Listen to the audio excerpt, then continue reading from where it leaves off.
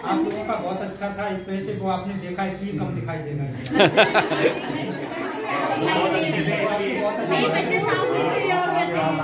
और दूसरी चीज, थोड़ा क्रिएटिविटी का असर यहाँ दिखाई दे रहा है। पहली बात ये है कि ये कोई कहानी नहीं है, भारतीय समाज के कुछ परिवारों की एक रूढ़िवादी परंपरा है।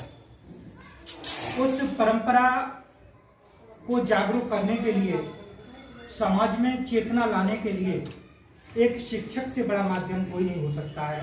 उस शिक्षक ने एक परिवार को बदलने की कोशिश की है जिसमें रूढ़िवादी परंपराएं चली आ रही थी, जो नारी शक्ति को आगे बढ़ने से रोक रही थी। पहला इसमें जो चित्र दिखाई दे रहा है वो आप समझ चुके होंगे, भाई और बहन हैं। एक परिवार में जन्म लेते हैं।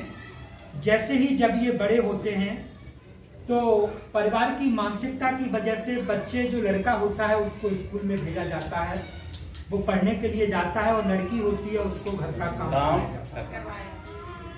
नेक्स्ट पेज, अगले पेज पे ये है, जब एक शिक्षक उस परिवार में आता है तो देखता है कि उसका भाई है और बहन में से भाई तो स्कूल जा रहा है लेकिन बहन जो है घर के सारे काम करती है। तो एक शिक्षक आता है तो माँ को समझाता है, जब परिवार में आपके दो बच्चे हैं तो दोनों बच्चों को पढ़ने का अधिकार मिला है।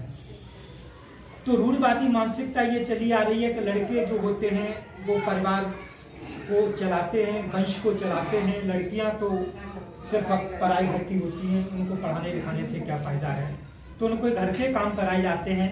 तो यहाँ टीचर एक मार्गदर्शक के रूप में आता है, बच्चों की माँ को समझाता है, और यहाँ से उसकी माँ का हृदय परिवर्तन होता है।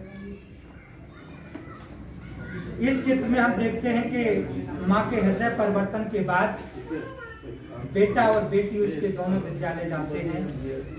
समाज में बराबर बढ़ने का अधिकार है, समाज में बराबर जीने का अधिकार है।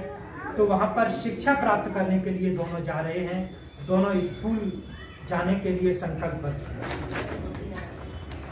तीसरी पिक्चर, चौथी पिक्चर इसमें जो दिखाई दे रही है वो विद्यालय में जाकर के पढ़ रहे हैं और पढ़ करके अपना ज्ञान अर्जित कर रहे हैं। उसके बाद समाज में आगे बढ़ने के लिए तैयार हैं। सब पढ़े, सब बढ़े, ये अधिकार भारतीय समाज।